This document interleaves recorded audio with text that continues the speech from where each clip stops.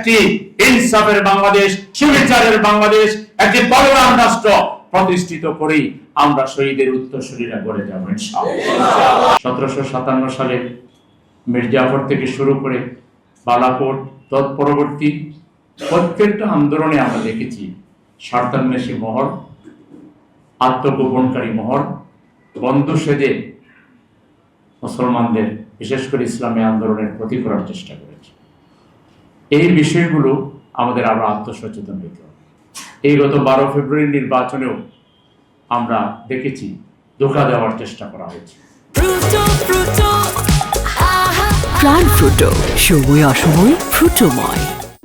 জাতিকে বোকা বানিয়ে এক ধরনের একটা কৌশলী ভূমিকা নিয়ে তারা যোগ সাজসে 12 ফেব্রুয়ারি নির্বাচনে জনগণের ম্যান্ডেটকে কেড়ে নিয়েছে।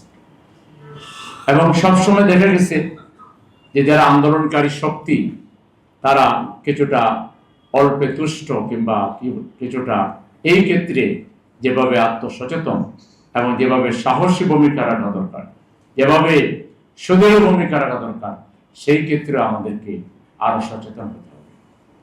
শাহ ওলিউল্লাহ মুহাদ্দিসে দেহলভী রহমতুল্লাহ আলাইহি থেকে শুরু করে এই সংস্কার আন্দোলন, বিপ্লবী যে আন্দোলন, ইসলামী আন্দোলন, যে মূল স্পিরিট আমরা শাহ ওলিউল্লাহ দেহলভী রহমতুল্লাহ লেখনের মধ্যে দিয়ে পাই। এরই ধারাবাহিকতায় মুজাহিদ আন্দোলন, এরই ধারাবাহিকতায় 100 বছর পরে 1941 সালে মাওলানা মওদুদী রাহিমাহুল্লাহ জামাত ইসলামের প্রতিষ্ঠা। এবং এই সব আন্দোলনের মধ্যে একটা বড় ডিফারেন্স পাওয়া যায়, সেটা হলো বাকি আন্দোলনগুলোর যারা উদ্যোক্তা ছিলেন, দায়িত্বশীল ছিলেন, তারা লেখালেখি এবং জনগণকে নানাভাবে মোটিভেট করেছেন বিপ্লবের জন্য, জিহাদের জন্য, এবং মানুষ জিহাদও করেছে, শাহাদাতও বরণ করেছে। কিন্তু এই আন্দোলনকে পার্মানেন্ট সেইবে ওনারা রেখে যেতে পারেন না। মাওলানার এখানেই বৈশিষ্ট্য হলো যে তিনি এই আন্দোলনকে একটি শক্তিশালী সাংগঠনিক রূপ দিয়ে গেছেন, যার দ্যুতি, যার আলো আমরা দেখি পৃথিবীর দেশে দেশে ছড়িয়ে পড়েছে। আজকে মাওলানার চিন্তাধারা, তার লেখনী এবং তার সাংগঠনিক যে কাঠামো, সাংগঠনিক যে স্ট্রাকচার, এইটাই এই বাংলাদেশের কথা চিন্তা করে। এত বড় আক্রমণ রাষ্ট্রশক্তির পক্ষ থেকে একটা দলের বিরুদ্ধে, সমস্ত প্রশাসনের শক্তিকে ব্যবহার করে, রাষ্ট্রের টাকা খরচ করে, বিদেশি বিভিন্ন সাপোর্ট সহ একটা দলকে নিশ্চিহ্ন করার হাজারো চেষ্টা করার পরেও তারা এই দলের ক্ষতি করেছে, কিন্তু এই দলকে শেষ করতে পারেনি।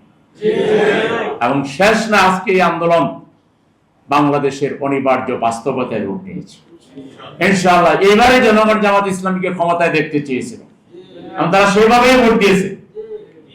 অনেকে প্রমাণ দিয়ে দেখিয়েছে যে ভোট এটা মূলত দাঁড়িপাল্লার ভোট।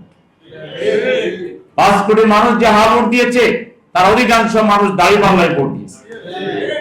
কিন্তু ভোটের মেকানিজমে এসে, গণনার মেকানিজমে এসে নানা কারসাজি এবং নানা কিছুর মাধ্যমে আমাদেরকে আপাতত ক্ষমতার বাইরে রেখেছেন। ওনারা খুব খুশি, আসলে বাহ্যত খুশি হইলে ভিতরে রক্তক্ষরণ হচ্ছে। তারা তো জানেন কে কি পজিশন পেয়েছেন, কে কি ভোট পেয়েছেন, আর জনগণ জানে তারা কাকে ভোট দিয়েছে। সুতরাং এই জনগণ বসে থাকবে না। এই জনগণ তারা চূড়ান্ত পরিবর্তন না হওয়া পর্যন্ত, গণভোটের রায় বাস্তবায়ন না হওয়া পর্যন্ত, বাংলাদেশে একটা আমূল বিপ্লব পরিবর্তন না হওয়া পর্যন্ত এই জনগণ আর ঘরে ফিরে যাবে না। এই জনগণকে সঠিক পথ দেখাতে হবে জামাতের নেতৃত্বকে, জামাতের কর্মী বাহিনীকে। অতএব আমাদেরকে আরো জাগ্রত হইতে হবে, আমাদেরকে আরো সুদক্ষ হইতে হবে, আমাদেরকে আরো ইনক্লুসিভ হইতে হবে, আমাদেরকে আরো মানবিক হইতে হবে, আমাদেরকে জনগণের সমস্যা বুঝবার এবং সমাধান দেওয়ার যোগ্যতা অর্জন করতে হবে। জনগণকে ঐক্যবদ্ধ রাখবার যে ক্যাপাসিটি, এটা আমাদের ইউনিট থেকে সর্বত্র আমাদেরকে সেই ক্যাপাসিটি অর্জন করতে হবে।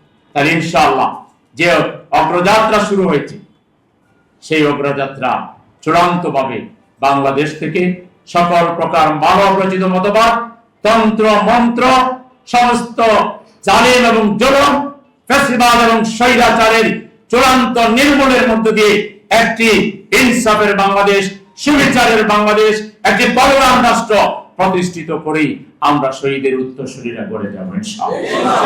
আজ পর্যন্ত সেই বালাকোটের শিক্ষায় দীক্ষিত হয়ে সেই ইতিহাসের প্রত্যেকটা আন্দোলনের সেই ধারাবাহিকতায় আমরা সেই আন্দোলনের উত্তরসূরি।